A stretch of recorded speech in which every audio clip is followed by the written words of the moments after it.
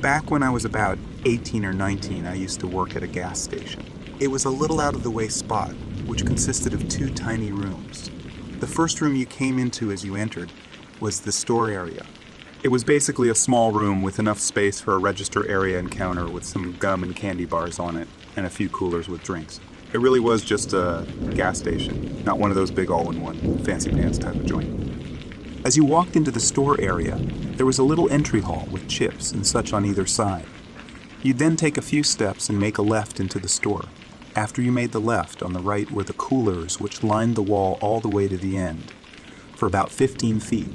On the left was the register area and counter, and directly ahead of you was the door into the back office.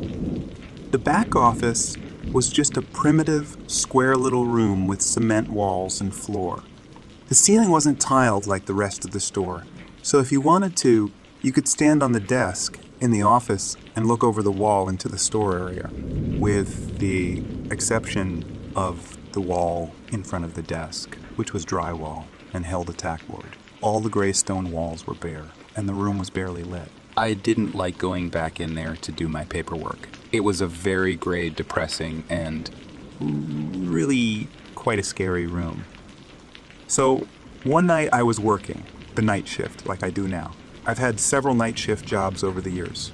I'm pretty much a night person and I'm always up late, so it just seems to make sense. Anyway, this night was cold and rainy. Very lonely out there, like most nights. I'd had a regular customer in the store, Jim, a fellow night shifter just getting some coffee and having a chat before going off to work. He put down the money for his coffee, told me to keep the change, and ran out into the rain. The door made that horrible ding noise as he opened it, and was accompanied by a clap of thunder and the sound rain beating on the pavement outside. The way the store was set up, I couldn't see out the window, so I turned towards the security monitor and watched Jim run across the lot to his truck underneath the roof at the gas pumps. I laughed to myself in my warm, dry, and cozy little den as he got in his truck, started it, and pulled off into the night. As the truck pulled away, it revealed a man that must have been hidden behind it. He was just standing there under the roof of the gas pumps, facing in the direction of the camera. Jim's truck came back onto the camera in the background as he turned around and pulled out onto the road, leaving me behind with the strange man. The man stood there for a long while, looking up at the camera, at me. I couldn't really make out any features, as he was towards the far end of the pumps, just visible between pumps 3, 4, and 7, 8. It was really unnerving just watching him there, standing still, not moving. After a while, I just decided that he was just trying to get out of the rain. And while I still found it odd,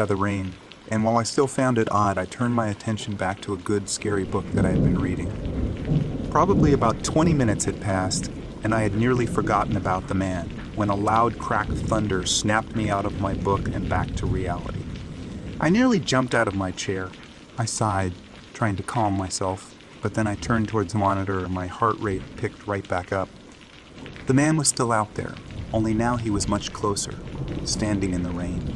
I could now tell that he was definitely looking directly at the camera, almost as if he could see me watching him. He had a sinister smile on his face that just peeked out from underneath the hood that covered his head. He had on a black jacket and jeans and held something in his right hand. It glinted in the light from the store, which he now stood only about 20 feet away from. My throat began to swell up like it does often in moments of intense fear. I didn't like this at all. I had to lock the door. Even though the man hadn't done anything overtly threatening, it was clear that something was wrong with him. Nobody normal stands in a thunderstorm, glaring intently at a gas station security camera with a creepy smile on their face and a shiny metal object in their hand. I slowly stepped around the counter and dropped down to the floor. I was scared, and I didn't want this freak to see me. If he saw me going for the door, it might cause him to spring into action, whatever dreadful action that may be. So once on the floor, I crawled towards the entry hall and peeked around the corner. He would probably be able to see me when I got to the door, so I'd have to be quick about locking it. I got the keys from my pocket and slowly crawled towards the door. When I got to a spot where I should be able to see the man, I took it slowly. inch by inch as not to be seen. But he wasn't there. Every measured advancement revealed nothing in the lot. After I was sure I didn't see him, I reached up with the keys, quickly locked the door, and retreated back into the store. As I came back up on the register area, I looked at the monitor and he was still there, in the same spot, looking directly at me. Only now he had his right hand out in front of him, and I could clearly see the knife he had clutched in it. That wicked smile spread even further across his face, until it was just a gash splitting open the darkness under his hood, glimmering in the light. It was like he knew I had now seen the knife and was mocking me. Never have I felt such terror, such a sense that I was about to die. This man knew I was in there, and he planned to murder me. I grabbed my book bag and backpedaled from behind the register, threw open the back office door, and slammed it shut behind me. I made sure the door was locked, tossed my bag on the desk, and sat down to use the phone. I dialed 911. On my right, there was more security monitors. These ones had various angles, including the interior, so the manager could watch the employees and whatnot. The man was nowhere to be seen on any of the screens.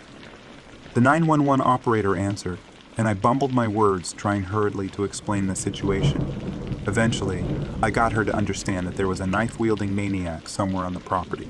She told me to remain calm and that police were on their way. She said she would stay on the line with me, as she could tell I was terrified, and that really would have been nice. However, only seconds after she said it, there was a loud bang of thunder followed by a low droning sound, like an engine winding down. Then, in the blink of an eye, all the light was stolen from the room as the building shuddered and the power died. I sat in silence, listening, hoping that the phone hadn't died. I waited for the operator to say something, afraid to speak myself and see if the she was still there. She wasn't. As soon as the room had descended into darkness, I felt like the man was everywhere. Right behind me, right in front of me. Every movement was nerve-wracking, every sound thunderous, every thunderclap cataclysmic. Slowly, I slid under the desk, pulling my bag under with me. It held a pair of nunchucks, but little good they would do me in this darkness. I sat there in silence forever, listening to the rain beat on the roof and the gentle rumble of thunder as the storm slowly moved away. A deadly silence ensued, and I thought I could hear something. Maybe footsteps. Shuffle, shuffle. I could definitely hear something that sounded a lot like shuffling feet, but couldn't tell where it was coming from. Maybe it was outside, or right at Gultis out in the store. Hey, maybe it's the cops, I realized suddenly, and the thought lit me up like a Christmas tree. Still, I didn't risk moving. The shuffling had stopped now, but in its wake, the building let out a groan and again began to shudder. The lights surged back to life. Machines beeped and clicked and whirred in unison, as if surprised by being suddenly exposed in the light. I was hesitant, but I carefully peeked my head out to look at the monitors. They were still off, so I crawled out and hit the on switch on one of them. The monitor blinked on and slowly began to reveal a black and white image. The man was back. He was standing inside the store. In his right hand, the knife was smeared with a dark liquid. It dripped onto the floor, melding with the rest of the black liquid pooled at the man's feet. He stared up at the camera with that jagged black smile. Blood dripped from his lips and was smeared on his chin. He was just on the other side of that thin wall. I don't know what it was that drove me to this next act. Probably just pure stupidity from my brain being fried by the horrors of the night.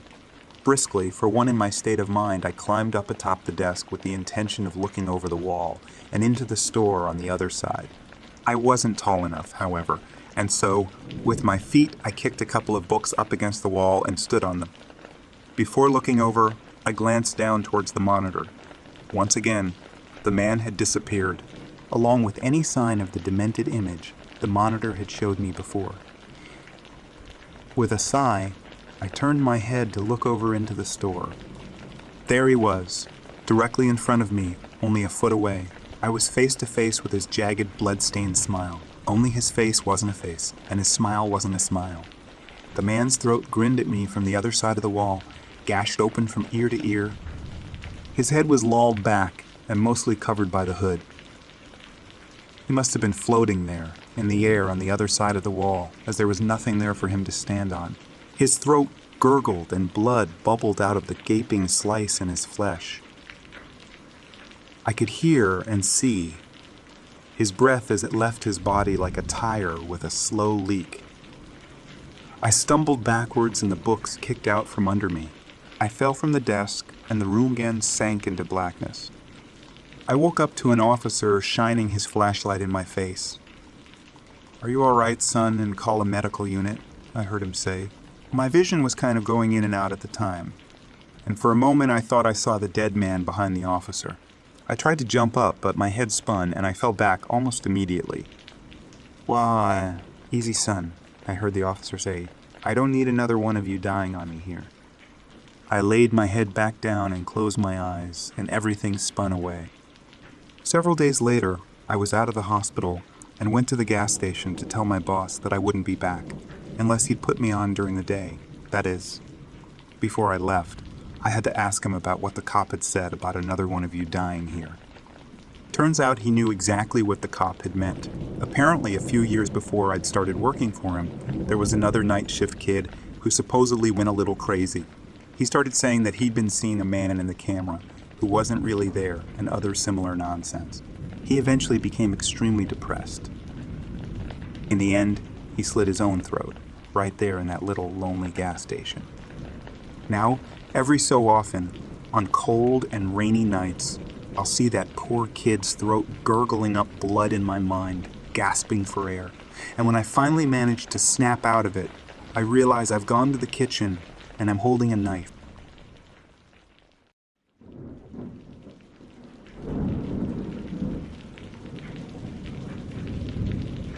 During the summer break of my junior year of high school, I worked as a McDonald's employee.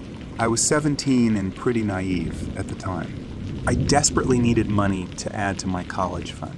My parents did not plan it out so well, so there was a really high chance I wouldn't go to college if I didn't get a job. I was mostly busy during the whole day.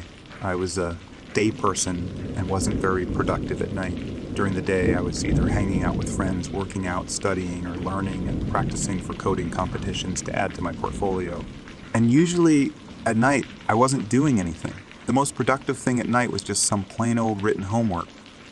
Because of the reasons mentioned above, and because of the fact that I did not sleep a lot at night, approximately about 3 to 4 hours, I decided to kill 2 birds with 1 stone and take a night shift job. That way I could get paid for doing absolutely zero mental work and get my homework done.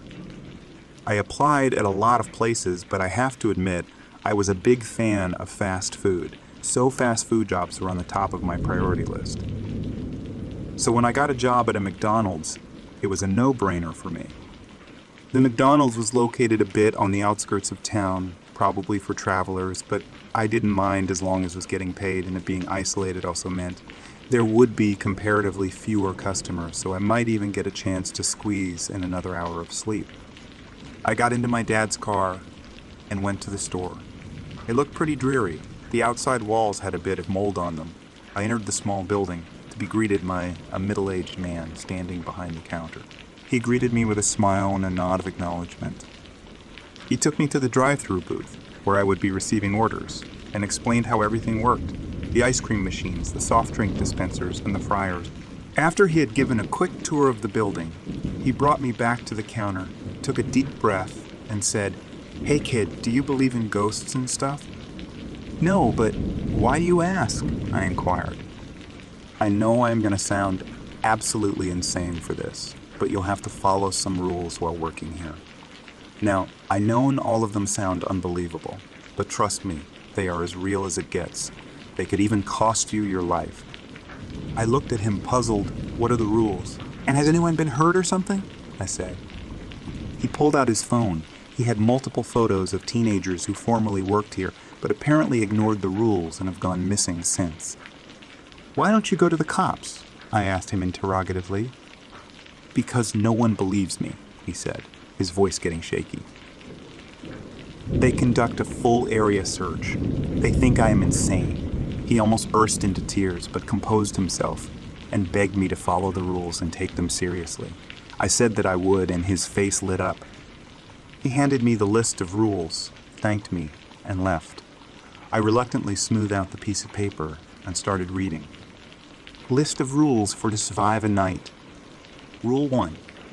Keep the lights on the drive-through counter where you'll hand customer the food, on at all times, with an exception to Rule 5. There is a creature just lurking nearby, waiting for the lights to go out and letting your guard down. Rule 2. There are security cameras next to the counter table. Always check who is in the drive-through. If the person ordering is in a black Range Rover Evoque with tinted windows, do not speak a word to him. He will stop bothering you if you ignore his angry threats and drive away in a few minutes. If you speak to him, however, he is going to break into your booth and attack you like a wild animal. God knows what entity he is that can mimic a human voice so perfectly. Rule 3. If someone orders fries, tell them you're all out because you do not want to open a bag of frozen fries at midnight. Trust me. The scent will attract unwanted attention, and it'll end well for no one. Rule 4. If you hear your name being called from behind you, stop everything you're doing, lay down and close your eyes. You might feel teeth on your limbs or giant talons rubbing against your head or torso, but please do not move. It'll be gone after you hear a demonic giggling. Rule 5. If you see a 5-year-old girl with no eyes, standing in the driveway looking directly at the camera, lock all the doors and windows, and close all the lights. You might hear screaming, roaring, and screeching from the outside. Once it's been a minute since the sounds have ceased, turn the lights back on and continue with your job. Rule 6. If you hear people in the main dining area, do not check that out. No one is there, since the place will be locked. It's just another distraction by the creature lurking nearby. Rule 7. If the lights go out by themselves, chop off a toe or a finger and place it on the drive-through counter and duck behind it. You'll hear low growls, followed by a quick snatching sound. Get up once the lights are back and check the counter. If your finger T is missing, congratulations. You're gonna live to see another day. If the finger toe is still there, just pray to God it kills you quickly and doesn't take its time cherishing your screen. Rule 8. It is advised you do not sleep, because then you can miss your name being called, or the 5-year-old girl, or the laughing and talking sounds of people in the dining area, which can cost you your life. I was puzzled. If this was a joke, it was a terrible one, I thought to myself, just before noticing movement in one of the bushes in the drive-thru. You know how you think you can be brave and fight through the fear during a fight or flight situation? Well, nope, your body actually seizes up when facing the fear head-on without a warning. Somewhere in my heart, I believed that this list was fake, or an elaborate prank, but I didn't want to take any chances. So I decided to comply to the rules. For the first hour of the night, literally nothing paranormal happened. I didn't even get a customer till then. This will be easy, I sighed and thought to myself, flipping through the cameras every 20 minutes. I almost didn't notice the little girl peeking through a bush. Her eye sockets were devoid of eyes. I looked at them, and they seemed void of any human emotion. They were evil in a way. The more I looked in them, the more I wanted to cry. I was so fixated, I almost forgot to switch the lights off, but remembered Rule 5. I got under the counter after switching off the lights. I heard something slam against the left wall of the booth, like something big had lashed out and tried to break through the wall.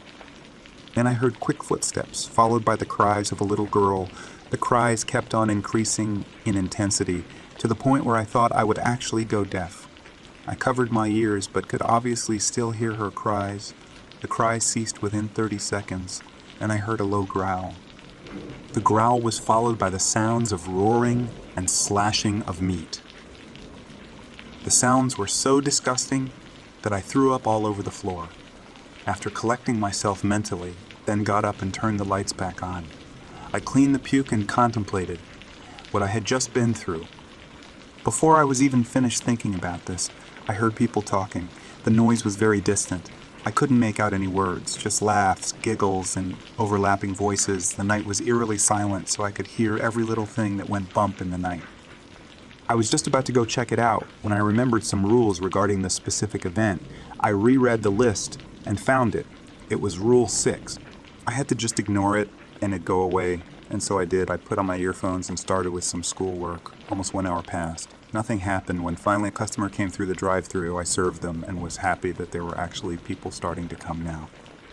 I saw another car pulling up. I was really happy now. I wasn't alone in this hellhole any longer. My good mood was immediately put off when I saw it was a black Range Rover with tinted windows. I didn't speak to the angry man on the other side. He screamed his order, then said, "I know you're in there. Are you deaf?" Motherfucker, I didn't reply and kept my cool. 10 minutes later, it was gone. My shift is over. Now I'm sitting here typing this, contemplating if this job is really worth $200 a day or not. I wanted to quit, but the guy begged me not to, and that he would double my pay, since I was so good at it, but I don't want to risk my life again.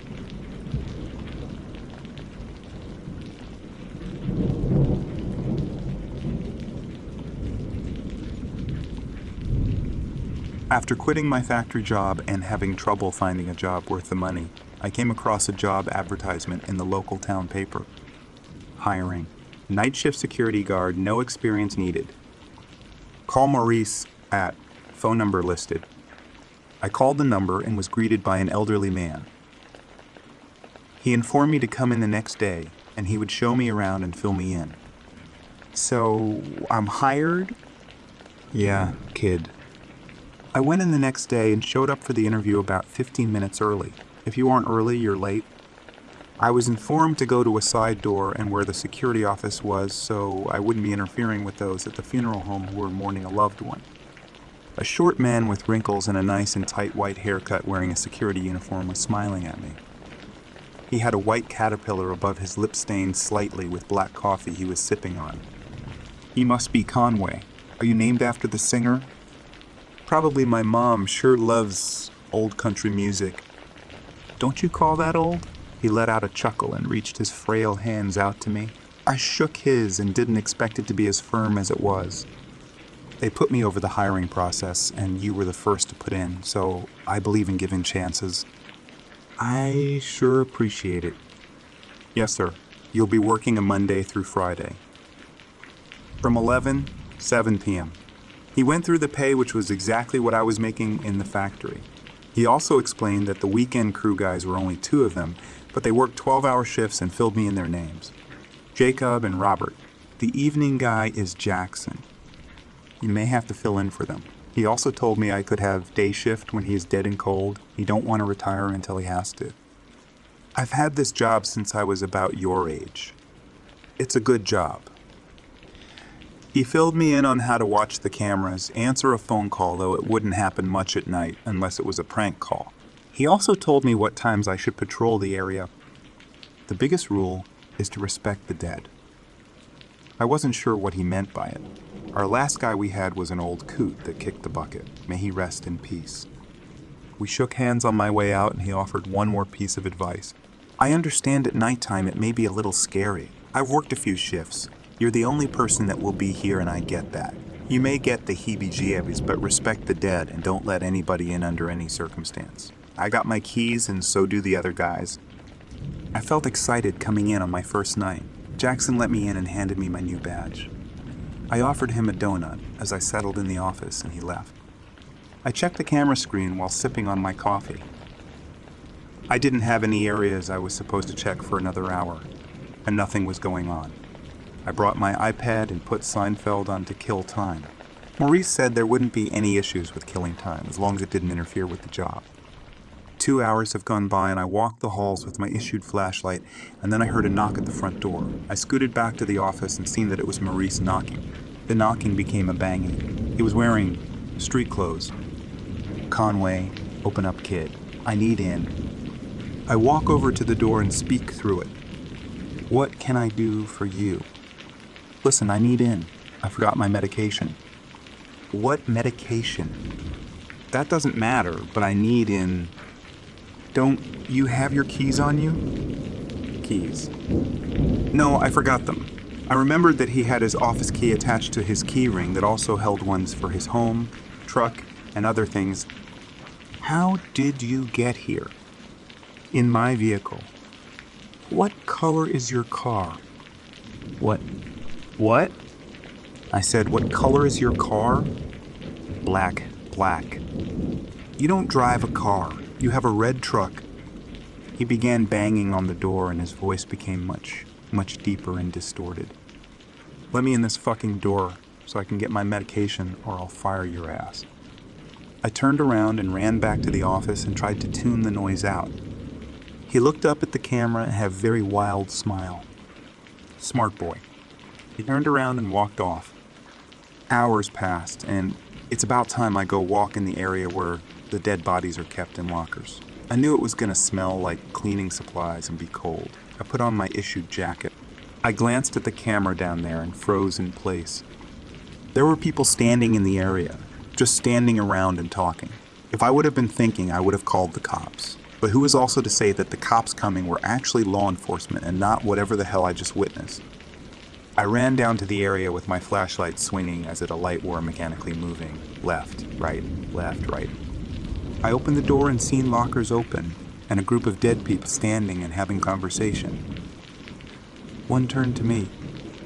"Hello there." That's the last thing I remembered. I woke up shortly after, and the dead were standing around me. It was scary, but yet heartbreaking.